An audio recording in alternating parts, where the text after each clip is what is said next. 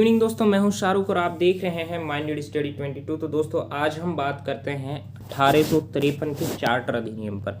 ये 1853 का चार्टर अधिनियम बहुत ज़्यादा इंपॉर्टेंट है, बहुत ज़्यादा महत्वपूर्ण है। इससे पहले हमने 1833 के चार्टर अधिनियम पर बात की थी और इससे भी पहले के जितने भी चार्टर अधिनियम आए हैं, ठीक है, उन सब पर, जैसे कि 1813 का चार्टर अधिनियम, ठीक है, इन सब पर हम बात कर चुके हैं। और भी रेगुलेटिंग एक्ट है और भी बहुत सारे अधिनियम है, 1781 का, 84 का, 86 का, इन सबको हम बहुत अच्छे से इससे पहली वाली वीडियो में सबको देख चुके हैं। तो आज हम जो बात कर रहे हैं 1853 के चार्टर अधिनियम पर बात कर रहे हैं। ये अपना आप में बहुत ज़्यादा महत्वपूर्ण है और इसके प्रावधान भी बहुत इंपॉर्टेंट हैं, ठीक है। अब हम बात करते हैं क्या क्या इसके प्रावधान थे और ये महत्वपूर्ण क्यों है। सबसे पहले ये महत्वपूर्ण क्यों है, देखिए, सबसे पहले मैंने आपको 1773 के रेगुलेटिंग एक्ट के बारे में बताया, ठीक है, उसके प्रावधान आपको बताया। तो 1773 के रेगुलेटिंग एक्ट के बाद 20 वर्ष बाद क्या आता है, चार्टर एक्ट आता है, ठीक है, यानी 1793 का चार्टर एक्ट। अब जो ये 1793 का चार्टर एक्ट 20 वर्ष बाद आता है रेगुलेटिंग से, तो हर 20 वर्ष बाद एक चार्टर एक्ट आता था, ठीक है। जैसे 1773 के बाद 1793 में एक चार्टर एक्ट आया, 1793 के बाद 1813 में एक चार्टर एक्ट आया, 1813 के बाद 1833 में एक चार्टर एक्ट आया, ठीक है। हर 20 वर्ष बाद क्या आए, चार्टर एक्ट आए। और अब ये जो 1853 का जो चार्टर एक्ट है, ये अंतिम चार्टर एक्ट होगा, ठीक है। ये कौन सा होगा, अंतिम चार्टर एक्ट होगा, इसीलिए ये अपने आप में बहुत ज़्यादा इंपॉर्टेंट है, बहुत ज़्यादा महत्वपूर्ण है। अब जो ये 1853 का अंतिम जो चार्टर एक्ट है, ठीक है, तो ये बहुत ज़्यादा महत्वपूर्ण है और इसके प्रावधान क्या क्या हैं वो उनको हम देखते हैं, जिनकी वजह से ये महत्वपूर्ण है। देखिए, जो पहला जो प्रावधान था, इसने क्या किया, जो 1853 का जो चार्टर अधिनियम था, इसने गवर्नर जनरल की जो परिषद थी, ठीक है, उसके विधायी कार्य और प्रशासनिक कार्यों को क्या कर दिया, अलग कर दिया, ठीक है। गवर्नर जनरल की एक काउंसिल थी, ये मैं आपको बताया था। इस काउंसिल में कितने सदस्य थे, 4 सदस्य होते थे, ठीक है। तो अब जो ये गवर्नर जनरल की जो काउंसिल थी, ठीक है, इसके जो कार्य थे उनको मतलब अलग अलग कर दिया, किसने, 1853 के चार्टर एक्ट ने। और वो कार्य को कौन कौन से कार्यों को किया, एक तो विधायी कार्यों को अलग कर दिया, ठीक है, और एक प्रशासनिक कार्यों को अलग कर दिया। तो इन दोनों तरह के कार्यों को अलग कर दिया, ठीक है। और इसके बाद इसने जो परिषद जो था, परिषद में 6 नए पार्षद और जोड़ दिए कि भाई चार वो थे, काउंसिल में कितने थे, 4, यानी परिषद में कितने सदस्य थे, 4 सदस्य थे, तो 4 में 6 और जोड़ दिए, यानी 10 कर दिए, तो 6 सदस्य और जोड़ दिए परिषद में।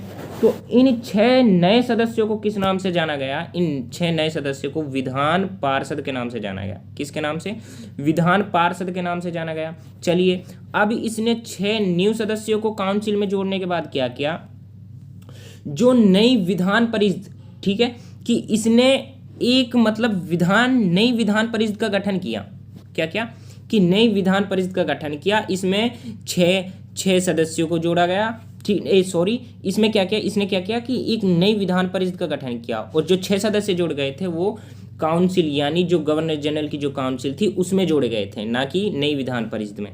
तो अब नई विधान परिषद का गठन करने के बाद जो इस नई विधान परिषद को क्या कहा गया, जब गठित हो गई थी तो इसको कहा गया भारतीय विधान परिषद कहा गया, ठीक है।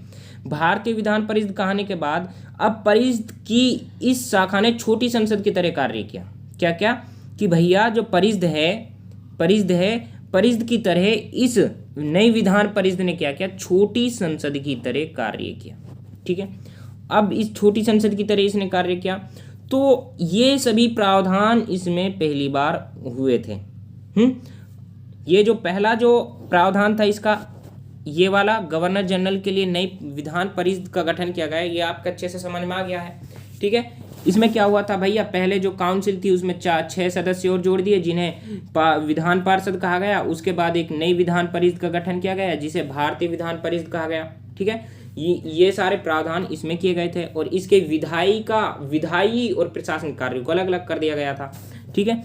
अब जो दूसरा जो प्रावधान इसमें था, दूसरा प्रावधान क्या था, ठीक है, दूसरे प्रावधान की हम बात करते हैं कि जो सिविल सेवक की जो भर्ती थी, जो कि हमने 1833 में प्रयास के बारे में बात की थी कि सिविल सेवकों की भर्ती से संबंधित यानी खुली प्रतियोगिता होगी, चयन को लेकर खुली प्रतियोगिता होगी। इसका प्रयास 1833 के चार्टर अधिनियम में हुआ और प्रयास के बाद अब इसको 1853 के चार्टर एक्ट में क्या कर दिया, आरंभ कर दिया। ठीक है, खुली प्रतियोगिता को आरंभ कर दिया कि अब भैया जो भारतीय लोग हैं वो क्या हैं, वो सिविल सेविका के भर्ती के लिए अपना आवेदन कर सकते हैं, वो भी उनका भी चयन होगा। ठीक है, ये खुली प्रतियोगिता का आरंभ कर दिया गया था किसमें, 1853 के चार्टर अधिनियम में। ठीक है, और इसके लिए एक समिति बिठाई गई थी 1854 में। वो कौन सी समिति थी, मैकाले समिति। बहुत इंपॉर्टेंट है ये, कई बार कॉम्पिटिटिव एग्जाम में भी पूछा गया है कि सिविल सेवकों की भर्ती या चयन के हेतु खुली प्रतियोगिता का आरंभ करने के लिए कौन सी समिति का गठन किया गया था। कौन सी समिति गठन की गई थी, मैकाले समिति। ठीक है, कौन सी समिति, मैकाले समिति 1854 में, ये याद रखना। अब बात करते हैं हम इससे आगे की। इससे आगे क्या हुआ, जो तीसरा जो इसमें प्रावधान था कि निश्चित समय का निर्धारण नहीं था। इसमें क्या नहीं था कि भैया इसने पहली बात तो जो भी इसके मतलब प्रावधान थे कंपनी के, ठीक है, कंपनी शासन को विस्तारित कर दिया था इसने, मतलब ये सब होता आ रहा था, कंपनी शासन का विस्तार ही हो रहा था, ये जितने भी अधिनियम आए थे सबसे। ठीक है, तो इसका क्या कर दिया कि निश्चित समय निर्धारण नहीं किया, कि जो पहले के जो अधिनियम थे उनके विपरीत उनका अपना एक निश्चित समय था कि भैया उनका क्या समय था कि हर 20 साल बाद चार्टर एक्ट आएगा। ठीक है, लेकिन इसका ऐसा कुछ नहीं है, ये अंतिम अधिनियम था और इसके बाद कोई अधिनियम आएगा या नहीं आएगा ये कोई भी इसका समय नहीं था, निश्चित समय नहीं था। ठीक है, जबकि बाकी के जो अधिनियम थे उनमें निश्चित था कि हर 20 वर्ष बाद क्या आएगा, एक अधिनियम आएगा, चार्टर अधिनियम। ठीक है, तो समय निश्चित नहीं था इसमें, ये इसका तीसरा जो प्रावधान है मेनली यही बोल रहा है। जबकि बाकी के जो पहले के जो अधिनियम थे उनमें क्या था, समय निश्चित था। तो ये इससे क्या हुआ कि जो संसद जो थी, संसद द्वारा कंपनी का शासन किसी भी समय के लिए समाप्त किया जा सकता है, कि भैया जो कंपनी का जो शासन है उसको संसद के द्वारा कभी भी किसी भी टाइम पे समाप्त किया जा सकता है, क्योंकि इसमें निश्चित समय का निर्धारण नहीं है। ये तीसरा इसका प्रावधान था। अब हम बात करते हैं चौथे प्रावधान पर। चौथा प्रावधान क्या कह रहा है कि भारतीय केंद्रीय विधान परिषद में स्थानीय प्रतिनिधित्व आरंभ, ये इंपॉर्टेंट है। 1853 का जो चार्टर अधिनियम था, इस चार्टर अधिनियम ने पहली बार ऐसा किया कि जो भारतीय विधान परिषद था, जो इसी अधिनियम के तहत गठित किया गया था, इस अधिनियम में स्थानीय प्रतिनिधित्व प्रारंभ कर दिया गया। ठीक है, कि भैया जो देश के लिए जो कानून बनाएगी, ठीक है, यानी विधायिका संबंधी जो कार्य करेगी वो विधान परिषद थी, नई विधान परिषद जिसको भारतीय विधान परिषद कहा जाता है, इसी के तहत क्या कर दी गई थी, ये गठित की गई थी।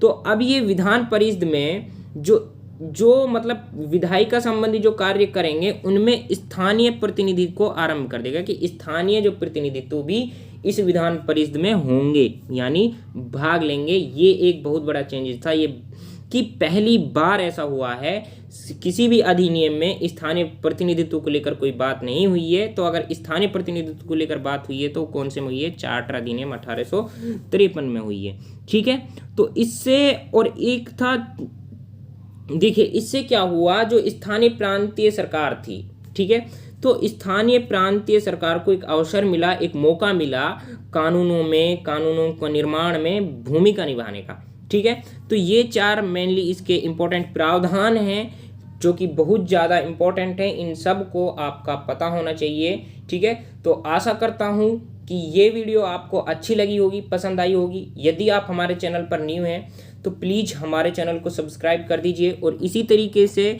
स्टेप बाय स्टेप हमारी वीडियोस को देखा करें, क्योंकि ये एम लक्ष्मीकांत की सीरीज चल रही है। तो आप धीरे धीरे एम लक्ष्मीकांत की सीरीज का एक बार अध्ययन कर लेंगे तो आपको बहुत कुछ सीखने को मिलेगा और एक अच्छा हिंट आपको यहाँ पे मिलेगा, अच्छे से आप अपने एग्जाम की तैयारी को कर सकते हो। तो यदि आप हमारे चैनल पर न्यू हैं तो प्लीज़ चैनल को सब्सक्राइब कर दीजिए और पास में बेल आइकन वाले बटन को हिट कर दीजिए और कमेंट करना बिल्कुल नहीं भूलना है। तो दोस्तों बने रहिए हमारे साथ, मिलते हैं एक न्यू वीडियो में न्यू टॉपिक के साथ। तब तक के लिए थैंक यू सो मच।